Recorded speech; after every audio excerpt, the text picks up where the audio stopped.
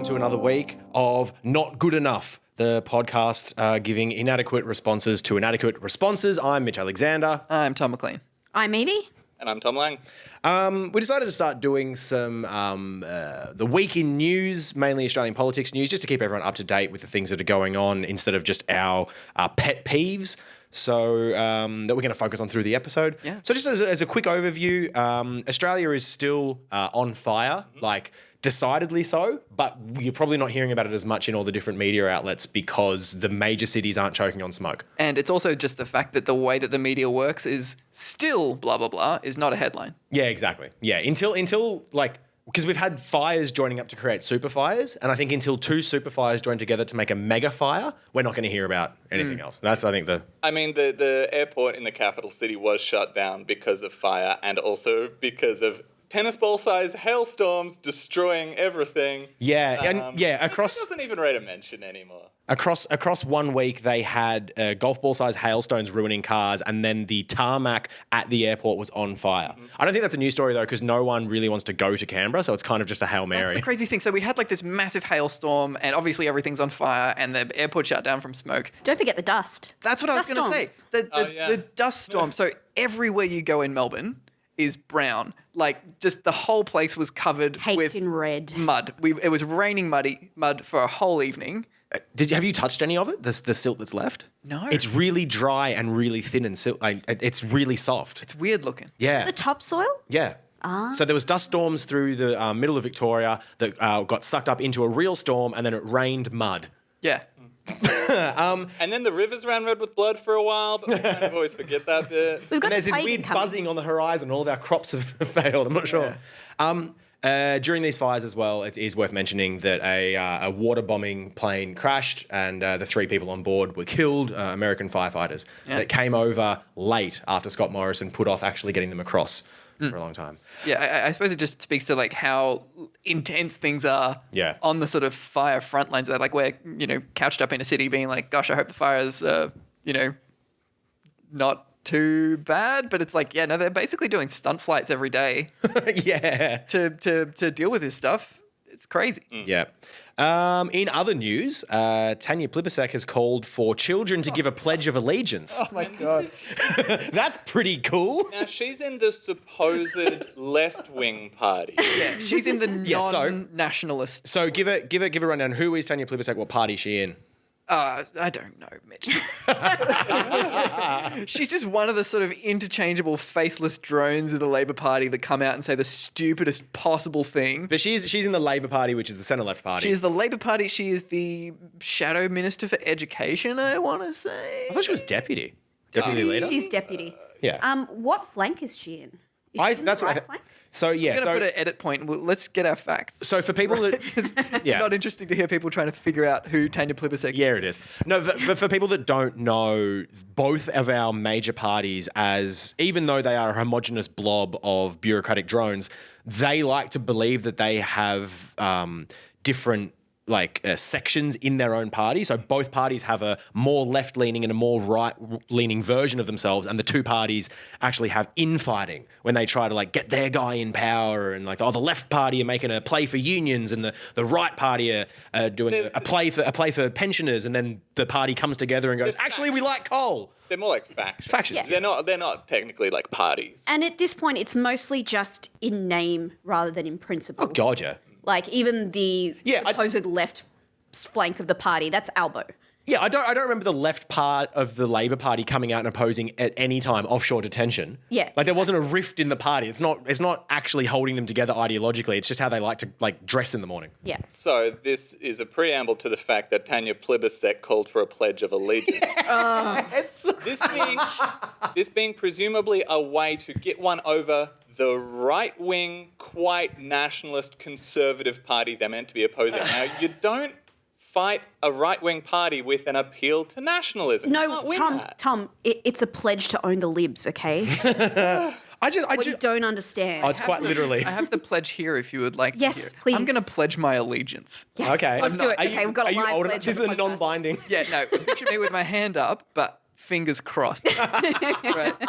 So from this time forward, I pledge my loyalty to Australia and its people, whose democratic beliefs I share, whose rights and liberties I respect, whose laws I will uphold and obey. That's it. And this is aimed for children. This is for children to say.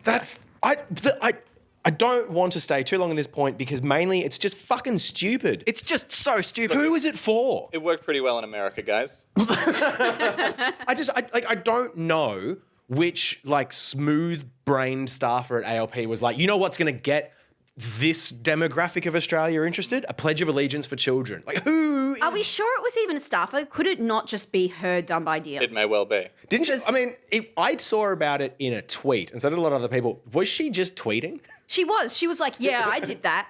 And then she posted the pledge in the 2 replies, and everyone's just like, this is like I love the cringe. shittest pledge. I love the idea of maybe it's just, you know, like champagne on a long weekend afternoon, and then just like let's do a pledge. just get him like, you know what this country needs, and just starts tweeting, and then wakes up in the morning like, oh no, Guys, are we pledging? And this is a moment in Australian politics when there are at least several really high-level things that the party in power is doing very wrong. There's bushfires covering the country. There's massive scandals that we're going to get into. Yeah. The Labor Party doesn't need to make up new stuff. They just need to pick a thing and say, that's not great. it's a really good point. Like, they're the opposition party, and they're coming for, like, if you're going to propose something brand new, at least have it tangentially related to other stuff. Like, we've got this idea for wind farms everywhere. Wait for a quiet news week. I've just realised she did the real life equivalent of that drill tweet where you spin the big wheel that says racism and looks backward at the crowd. the racism dial. Yes. And the last thing as well is that we're actually recording this today on Invasion Day. Yes. On Survival Day. What is the date today? 26th. 26th. Time doesn't matter anymore. The What's the Date campaign. Yeah, but yeah, we're recording this on Invasion Day as well. There was a rally with the new notion of pay the rent, which is essentially funding Indigenous activists and court cases. And there is a bunch of really good funds at the moment. We'll put some in the show notes for ways that you can donate if you're worried about donating to what feels maybe like an ephemeral case or just something that you go, I don't know what it's going to or what it means. There are court cases that need funding right now. Yep. There are illegitimate charges against women in the Northern Territory and WA, and there is places where you can just give money to help them fight those cases, things like that. Like and there's some frontline services as well that focus on Indigenous people, and you can fund them as well. But it's we'll put all that in the show notes, which is available on the website. Background to Australia Day for anybody who's not in Australia, or Invasion Day, or various days which we're trying to make not a day. It's basically the Australian equivalent of like Columbus Day in America, where a lot of people are like, the sort of more conservative national kind of people are like, yeah, this celebrates Australia stuff and the discovery of Australia. It's celebrating some white guy discovering a continent full of people. Yeah, quote unquote. Which begins the process of all of those people being genocided, basically, and culturally as much as possible. It's worth noting, and this is the thing that gets me the most riled up about all of it, is that we have this campaign at the moment called Change the Date because conservative politicians, conservative media outlets, and a lot of the population don't want to change the date because it's Australia Day and that's the date we have Australia Day. It's Australia Day. Not realising that the date was codified to be this date when I was alive. I don't think it's that they don't know. They know. They just don't care. I think a lot of people don't know. A lot of people don't know that John Howard was the Prime Minister that decided to make this exact date the national holiday. Before that, it was up to the states and it didn't matter when it was happening. Yeah. The Change the Date campaign is also... There's a lot of shade on that as well, because there's a lot of activists who are like, can we just like not celebrate it at all? Like, it doesn't really matter when we celebrate Australia Day, because the origin story of Australia is that of genocide. And no matter when you put it, if you're commemorating the origin story of Australia in any way, that is fucked. Yeah. Yeah. There needs to be... there needs to be material change done first before we can actually get everyone involved in celebrating the day. Yeah. But because everybody likes a holiday, we can find something else to celebrate. Oh, yeah, just move it to the fucking Australian Open. Yeah. Just give us a day off for that. We got the Melbourne Cup. We got comedian. Public holiday for no reason. Have a Indigenous Australian kind of celebration day, which would be a little disingenuous because we're doing so very little to address all of the problems there. But, Something. There's something. If else it's a we can public find. holiday reason, we literally in Victoria we have a holiday for the football. Yeah. And the We- racing. And the racing. We can have a holiday for the tennis open or just anything just to balance out the calendar of public holidays. Just it call doesn't it- have to be Australia Day. The January holiday. Done. Comedy for Festival nothing. Day. Melbourne comedian Martin Dunlop had a very good idea where his genuine pitch for Australia Day to be moved to February 16th, the date of Stephen Bradbury's ice skating gold medal in 2002. Which, if anyone Now doesn't know, that is the true Australian spirit. Stephen Bradbury was the guy that won gold at the Olympics when literally every other competitor fell over and he skated past them. What a legend. What we wanted to really focus on today is the Bridget McKenzie sports rort, which you've probably heard about if you were even remotely aware of the news. We're going to give mainly the overview of everything that's been sort of happening and who's involved, but I also want to, I think, focus on the Labor Party a little bit and the media response a little bit as well, because everyone sort of knows what the sports rort is. I don't think they know the I details. don't think that's of it. true. We should talk about it. True. But I mean, in the detail we're going into it, that's good. But also I think it's worth being critical of the media because we're only getting the information mainly from the media. Sure. Bridget McKenzie, when she was the Minister for Sport, was in charge of, she wasn't in charge of, she had oversight over a sports grant fund. There were 3 rounds of these, but you had to apply if you were at any sort of sports club. And then the Sports Australia was reviewing all of these things and then giving the recommendations to the sports portfolio for final recommendation. So it wasn't that it was, she's just in her everyday giving out money. This was a specific grant program that was set up by the government to encourage more in the way of sports. With an application process and a closing date and various prerequisites. And so what ended up happening was that Bridget McKenzie herself, I think just a total coincidence, but very poor timing that the grant scheme was coming out right around the time of an election. Funny that. That's super weird. So what's come out more and more recently is that Bridget McKenzie's office, because I don't think we can say she had a personal hand because she's got so many staffers, which we'll get into. Yeah. But Who are all acting autonomously. yeah, so It's like any office that has a good leader. Yeah. Everyone's just off doing their own thing. With no oversight. yeah, A lot of mistakes. they're the party of small government, so they don't want oversight for their own staffers. Or accountability. Exactly. So it turned out that in the first round of funding, of approvals, Bridget McKenzie gave out funding. She intervened and disregarded the recommendations of Sports Australia for 41% of all the places that got funding. Whoa. Which means 41% of all of the sports clubs, soccer clubs, football clubs all around the country that came from Sports Australia that reviewed all of this stuff and went, hey, these are some places that could really use the money. 41% of those cases in the first round, Bridget McKenzie went, no, actually, I'm going to give it to these places. In the second round, it was 70%. Wow. And in the third round, it was 73%. So 3/4. yeah. So what was the It's like- total maths on all the total sum of people that were just completely ignored? Was it literally everyone except for her mates? So if I remember correctly, and The Guardian has done some really good reporting on that, all the information in the show notes, there's a really good podcast that came out about that as well, Solidaritas et Podcastus. It was, I think, 400 clubs out of the 680 or 640 or so were eventually the ones that were directly intervened by Bridget McKenzie's office. Now, the reason why this is something to talk about is because, shock horror, I cannot believe this from the Liberal Party, that most of these clubs were in some way related to either sitting members of the Liberal Party or they were in seats where the Liberals thought they actually might have a chance to win in the next election. If anyone wants to go off on the first time someone in the Liberal Party was found with the big novelty check. Yes, I think this is maybe the funniest part of all, that perpetual fail daughter Georgia Downer was the one who accidentally blew this wide open with her novelty check. So what was the club that she was giving it to? Some sports club in her electorate. Yeah, it was a lawn bowls club in. Let me just bring up the notes here. Liberal Party candidate Georgina Downer says she was absolutely not presenting Commonwealth money when she was photographed last week with a giant novelty check at a South Australian bowls club. She was doing that.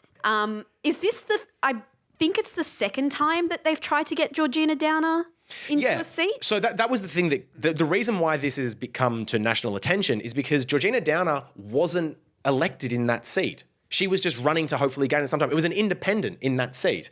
And so even that independent at the time, like, complained to whatever the toothless federal watchdog is that we have, saying, excuse me, I'm the minister that was elected in this electorate. I should be the one handing out the giant novelty checks. Yeah, that's like the whole perk of the job. Yeah, exactly. But so what kicked off from here is this, what's now known as a sports rort scandal, which it turns out a dozen, maybe more Liberal MPs, whether they were elected or not, have now been photographed. There's Facebook footage. There is all these extra things of them just at sports clubs splashing around money. It's really blatant. And sports clubs being like, hey, mate, thanks for your work behind the scenes getting us this money. Yeah, there is footage of Greg. Is it Greg Hunt? Yeah. That guy again. At a, I just wanted to make sure it's definitely actually Greg Hunt. It's Greg Hunt.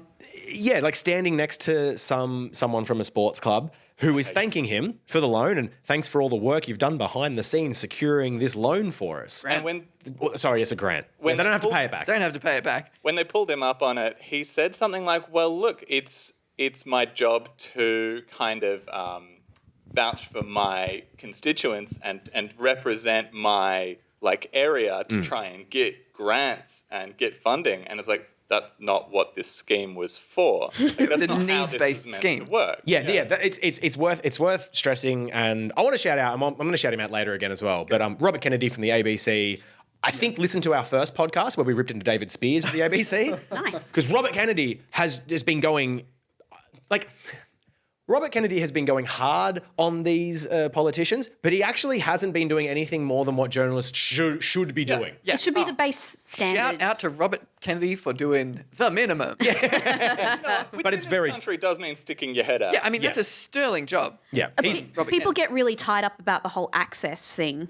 And so now it seems that finally someone's actually doing enough and maybe they don't care so much. Something we've mentioned in past episodes, but essentially part of the issue, part of the what seems to be the issue in Australian journalism at the moment is that they build up relationships with the people in our government, and they are very personal relationships, and that's how you get interviews, that's how you get insider information. And so if you do what Robert Kennedy's been doing and you just smash people on national TV and show them to be hypocrites or liars or whatever. Or just even call them out on something not being true when they lie directly to your face, being like, hold on, that's not true. Yeah. What about blah, blah, blah, which does not happen outside of Robert Kennedy. Yeah, This is so- a Robert Kennedy fan podcast now. So the issue can be that then people on both sides of politics will just stop giving you access to information. Will stop letting you into the club. You won't be able to go to that fancy ball that they have every You year. don't get an invite.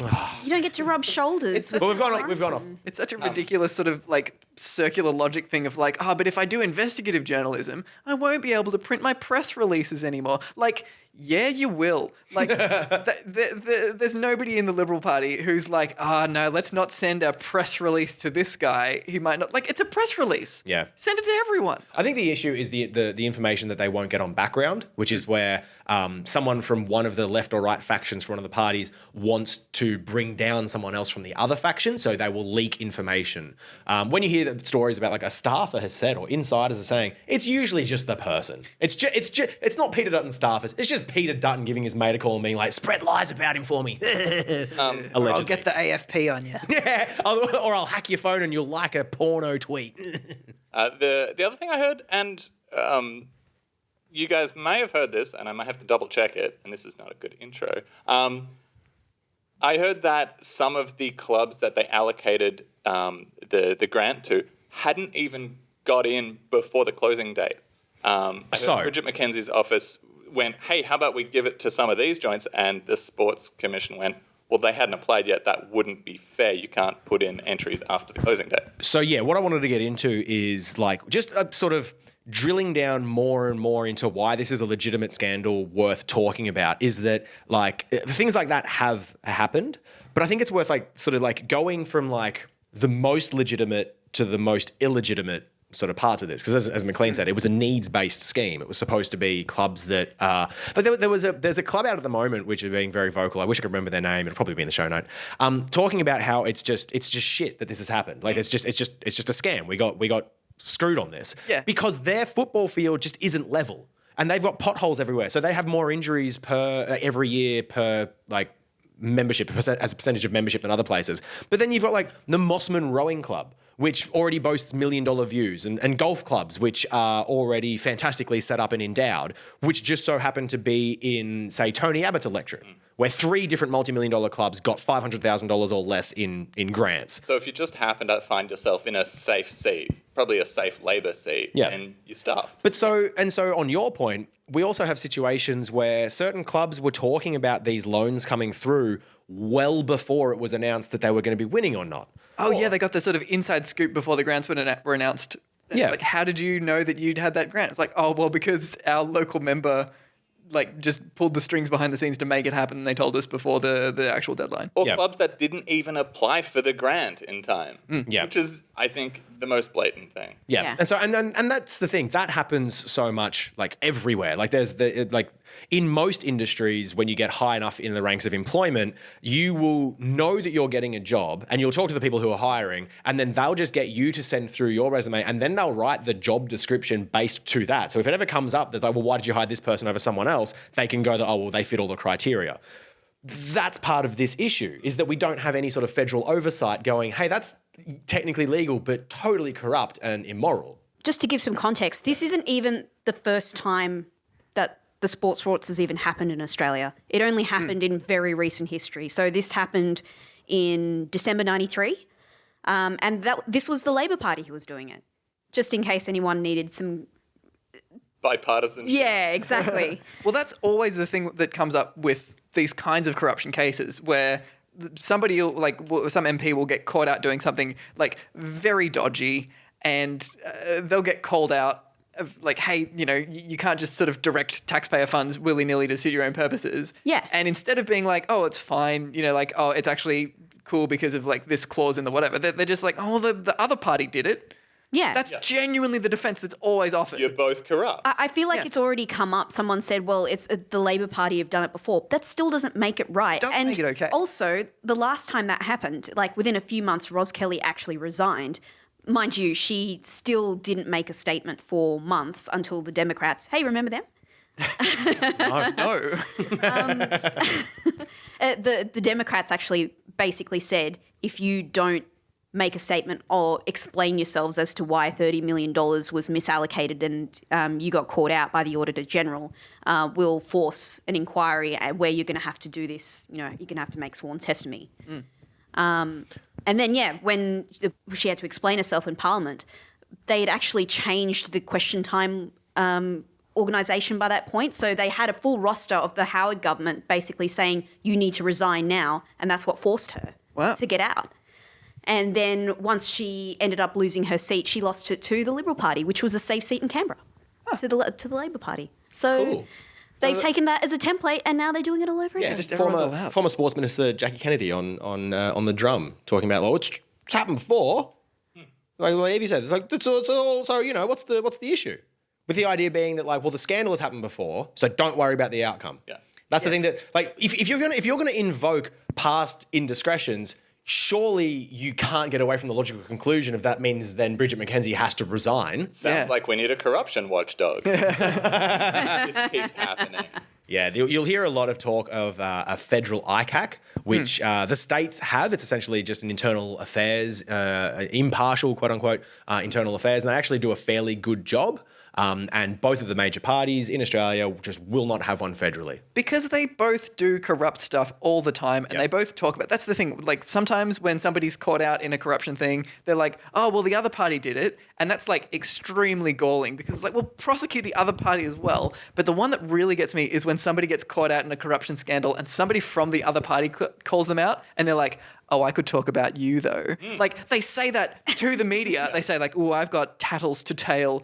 They're making these open threats. It's I remember, Peter Dutton did one, a couple of years ago, oh, I know a lot of secrets about you, about a minister that accused him of misbehaviour. And it's bro, you are the sort of head of Home Affairs. You are, the top cop in Australia. If you know about somebody being corrupt, you should be already tattling on that. Why are you keeping corruption secrets? Politics, McLean. This is a lot of the problem, is everyone has so much dirt on each other that suddenly no one's able to do anything. It's mutually assured destruction. Exactly. And it's a little bit if you have a dirty cop, that cop probably has to stay dirty because if he points out some mobster, the mob will go, oh, but he's a dirty cop. And then he loses his job. And everybody's screwed. And so and then that one dirty cop will then rat on all the other cops because all cops are.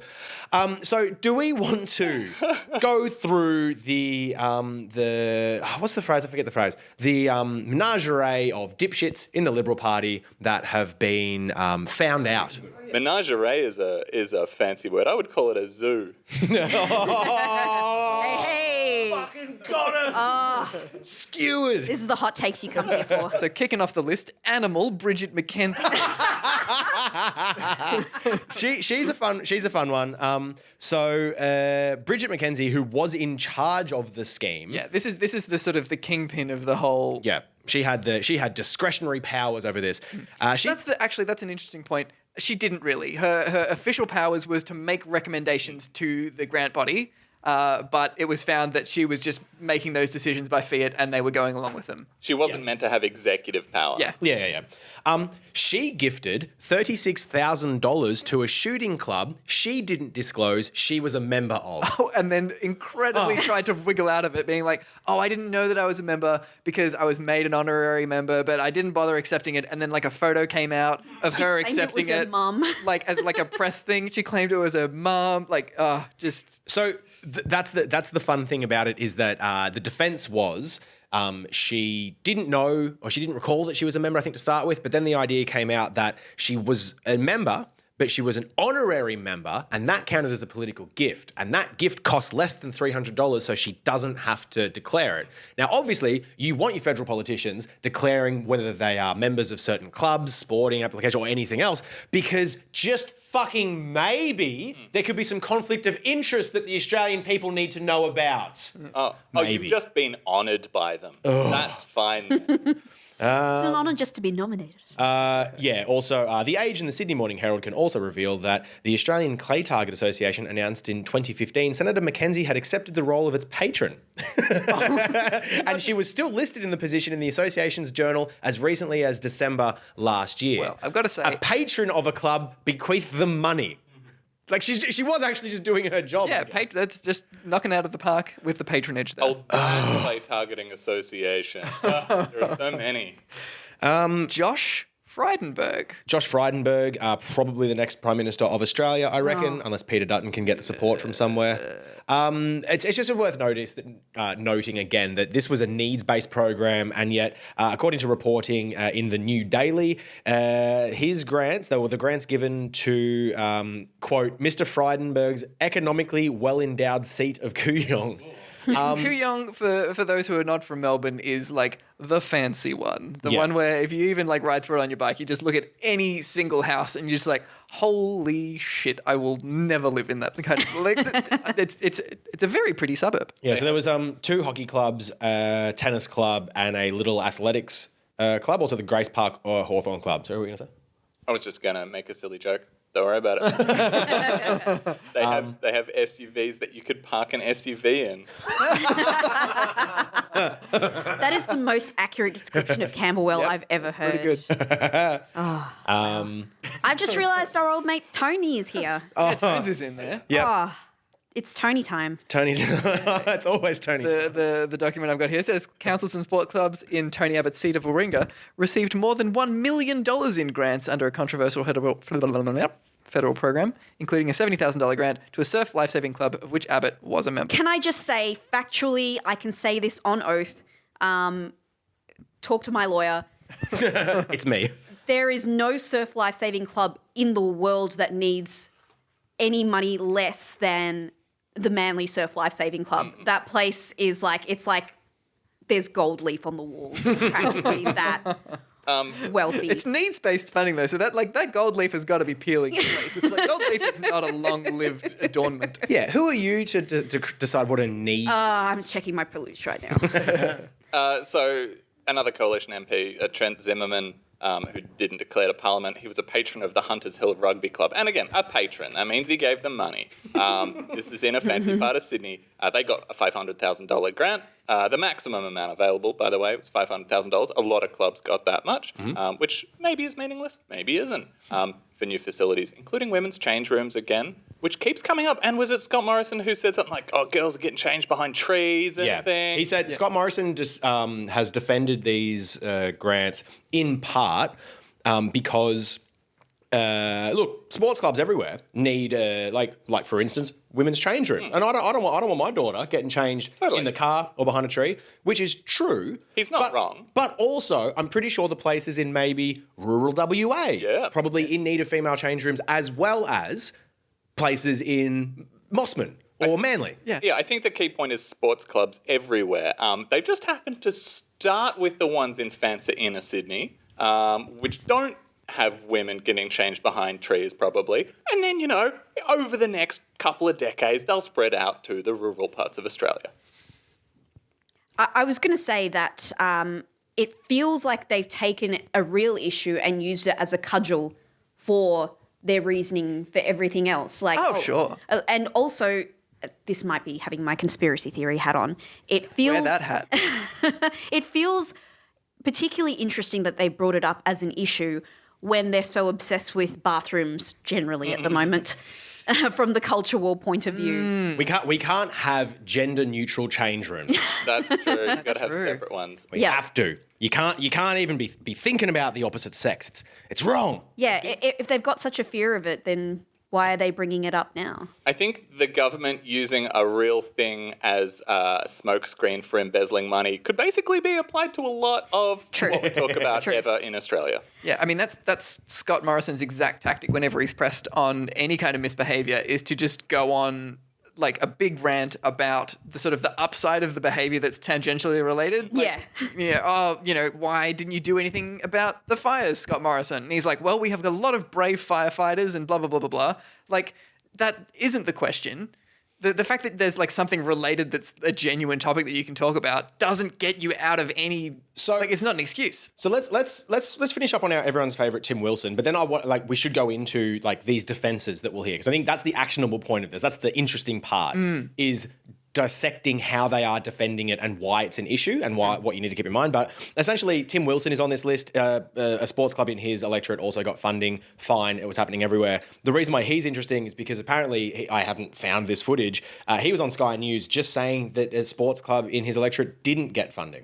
And then someone on Twitter, Belinda Jones 68, she's does a lot of this kind of investigative journalism stuff. I don't know if she's an investigative journalism, but she... that's the thing. Like, I guess she is. She's just tweeting instead of publishing in The Guardian. I guess we don't have investigative journalists publishing in news, so we just have like these sort of Twitter accounts that are just like finding this stuff and dredging it up. Yeah, so Belinda Jones, 68, posted very easily accessible photos from the football club of Tim Wilson with a huge novelty check, like just with his name on it and the money. Branded with his own name. It couldn't have been more obvious unless it was just like, I did this on like written in Sharpie on the check. To Tim's credit, his novelty check doesn't have his face on it. Maybe the only difference compared to the others. It does have a huge thing in the corner though. Oh yeah, Tim Wilson. Tim Wilson. Oh, what a legend.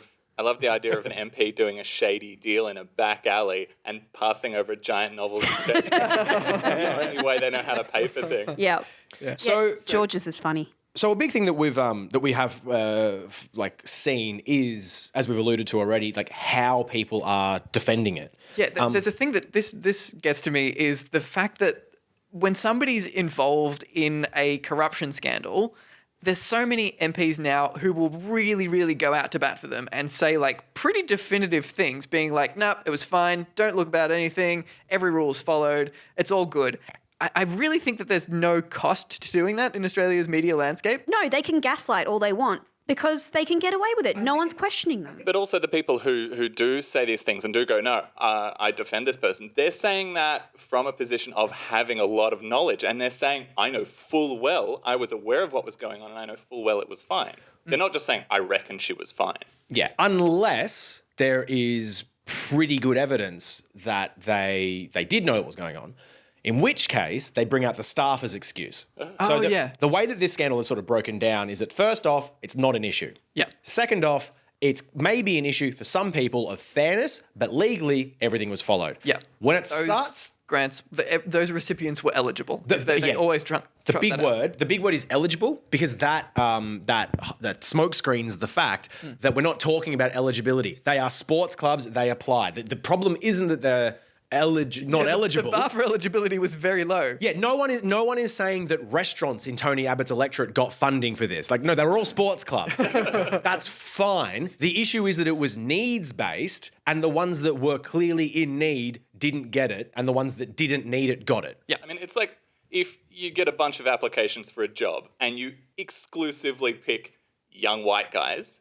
Now, all those guys were eligible, sure. But if you're just picking the young white guys, that's illegal. Yeah. The eligibility doesn't come into it. The other people were eligible too. But then when it gets to the next level of, maybe, for instance, maybe some of these places hadn't even applied for the grants yet. Apparently there was some more Twitter sleuths. I don't actually know how true this is though. So allegedly there was something in clauses about how if the work was already started, then you can't accept this grant. But then some places that already had work started were spending the grant money on work that was started. But then they were saying that it's phase 1 and this is now phase 2. Yeah, and that's a whole. I think that's bullshit. just a smokescreen. Fucking anyway. bullshit. Doesn't matter. Even if some of the grants went to people to organizations that weren't eligible, who gives a shit? Yeah. Like, this is not about whether it was eligible or not. This is about the grants just being handed out to shore up votes.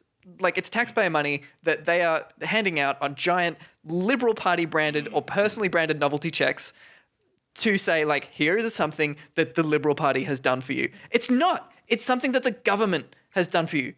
Which I think it's worth mentioning. The term pork barreling is that. That's something that I don't think like a lot of people know about or care about. And when I heard it, I'd only recently actually learnt what that means. I thought it might have been something very specific. It's not. It's just splashing around money to get votes. And the important Right thing around is election time. Yeah. that this is money that's come from every taxpayer in Australia, Liberal, Labor, Greens voters, everyone, and the Liberal Party, who happens to be in power, is using it exclusively as a Liberal Party fundraising. I mean, But so the vote getting And once again, going back to that earlier point that Tom made, which was that just because everyone does it and has done it, and there's like a long storied history of every party having done it, doesn't mean that it's okay, and it doesn't mean that someone can use from the LNP can say now, well, the Labor Party did it. So the end boss of this scandal, which we've already seen in the last 24 hours when we're recording this, is the staffer, the mythical staffer.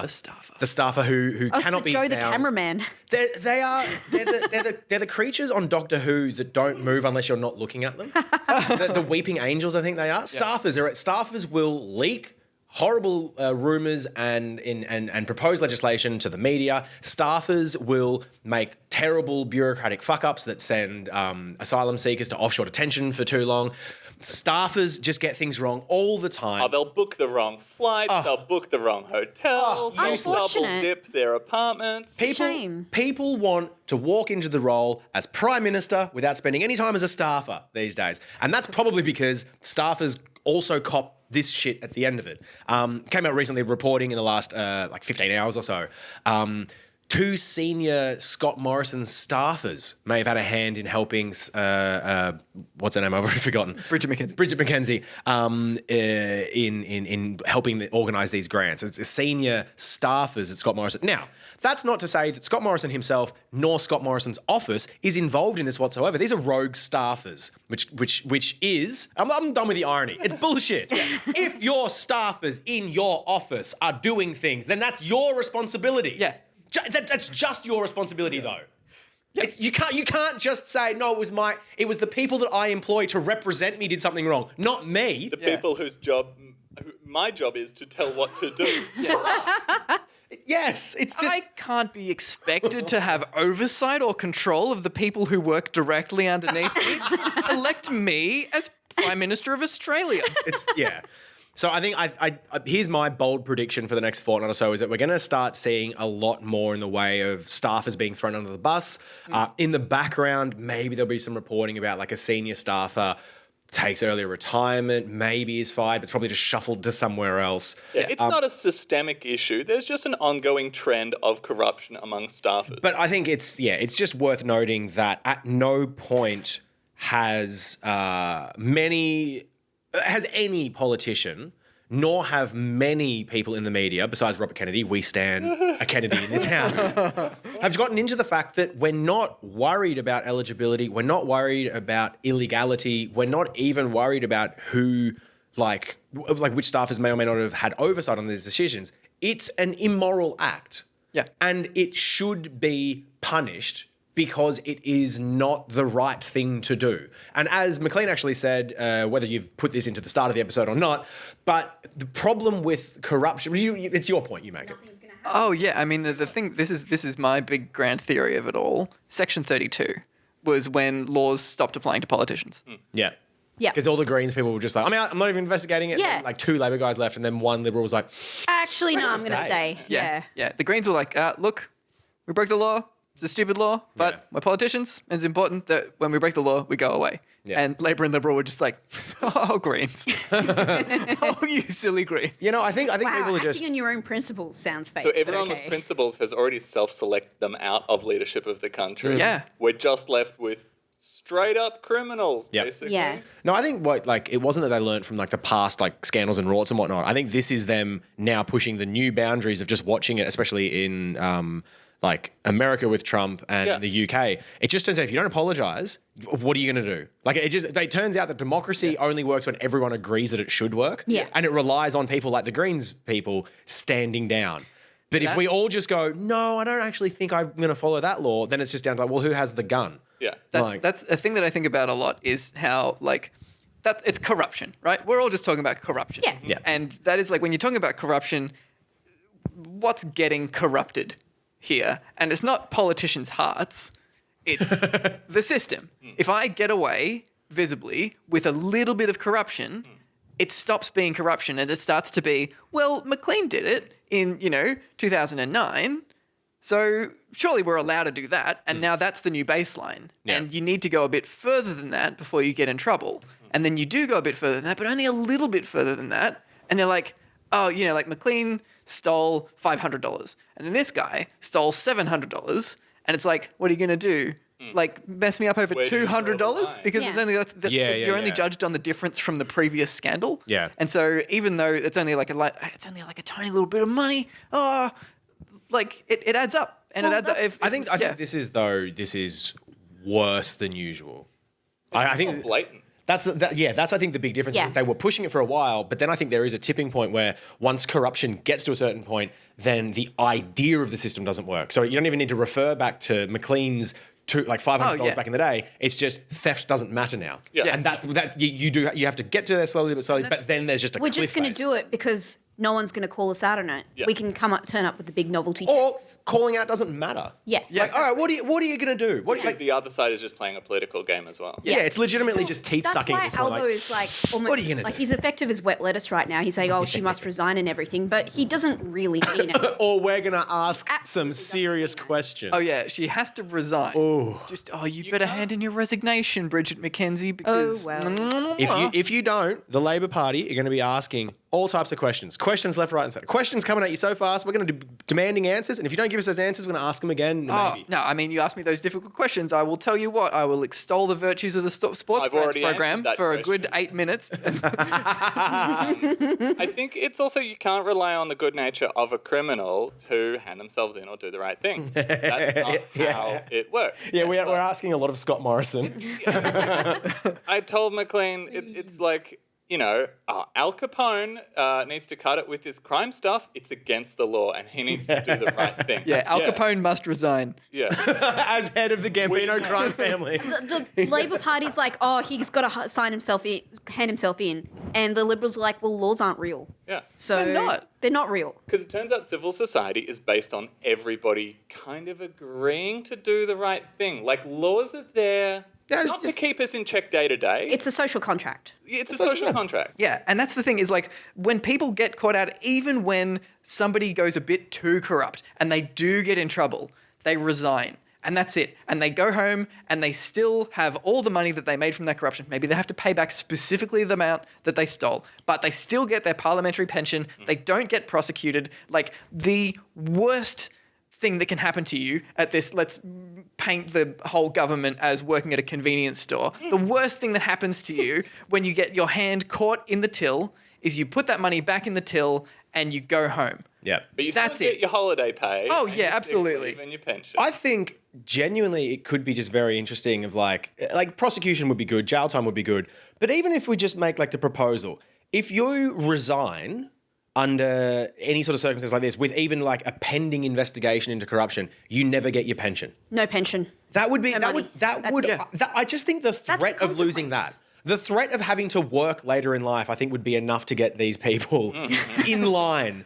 And, or at least working harder for their corruption. You know what? If there's a high level, like crazy, like South Korean level of corruption that goes on, now if you don't know about the South Korean scandal, I mean, just look up South Korean government scandal. It's like QAnon levels of ridiculous. There was shady people in the background, conspiracy theories, and it started on like 4chan type equivalents, and it turned out to all be true. The leader of South Korea was essentially being instructed by one Murdoch-like figure in the background who owned a bunch of like corporations, and there was like all these talks of like maybe it being a cult and some stuff, and pretty much all of it was true. And anyway, if you get to that level, you should go to jail, but you can go to jail with your head held high knowing that you tried. But this level of just like, oh, I'm just going to give 36,000 to me shooting club.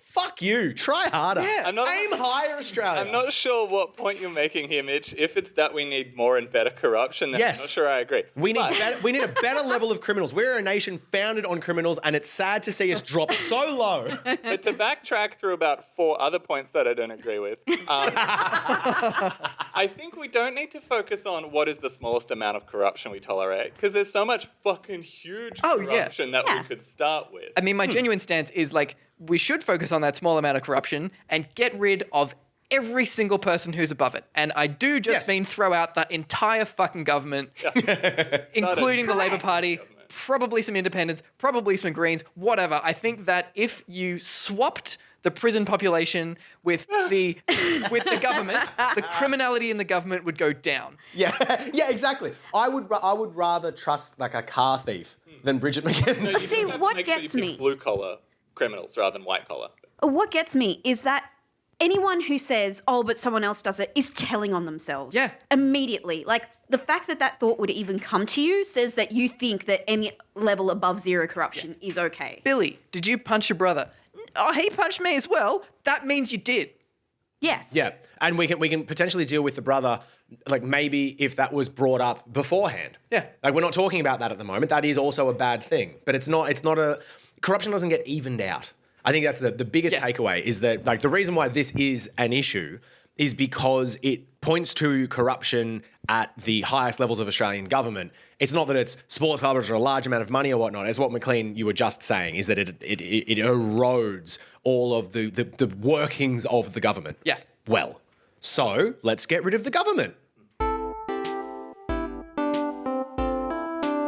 So some other podcasts, and other podcasts we reckon you should listen to. We're going to give some recommendations each week. Tom Tanaki has a really good one called The Poor Can Feed the Birds. It is another Australian podcast, Australian politics podcast. It's got sketches. It's got cool interviews. It's got a whole bunch of cool stuff. The last episode, or episode 2, 3's not out yet. Episode 2 had Celeste Little on it, talking about Invasion Day, pay the rent, different things different people can do. Yeah, we didn't really hit on it too hard in this topic, but if you want to hear more about the stuff around Invasion Day, that's a really good place to kick off. Yep. And speaking of, something that we want to shout out this week, something that you can do. We're not just a podcast about screaming into the void, though that's a lot of it. We want to give people very small, actionable things that actually make a difference and can do good stuff. So, Yes, we're going to have a link to Sisters Inside, which is run by Deb Kilroy, a very worthy cause. And again, it's objectively good, and you can see the results immediately in terms of paying for their bail money and helping women who have been incarcerated, and also helping them to rebuild their lives once they're out of jail as well. Yeah. We also wanted to shout out the Pay the Rent campaign, which is basically an initiative that says, hey, if you're an Australian with money to spare, that's because you have benefited from the profits of, living on stolen land. And you can be like, well, I didn't do that wrong, but maybe you can be like, how can I work towards making it right? And the one way to do that is to pay the rent. The site for that is at paytherent.net.au. You can just make make a donation, but you can set up a recurring thing as well. And the suggested amount for that is 1% of your income. And that's like a hell of a lot less than you pay in taxes. And I guarantee the Indigenous community does a hell of a lot more for Australian society than the government does. So, an incredibly good cause. That is at paytherent.net.au. Pay the rent. Pay the rent. Pay the rent. And until next week, stay angry. Thanks for listening. We are available at notgoodpod.com and at Twitter at notgoodpod. Shoot us a line. Let us know what you think. Give us any advice, hints, tips, complaints. Leak everything. corruption. Not Good Enough was recorded on the land of the Kulin Nation, where sovereignty was never ceded. We acknowledge their elders, past, present, and emerging. You should definitely go to Pay the Rent and pay the rent.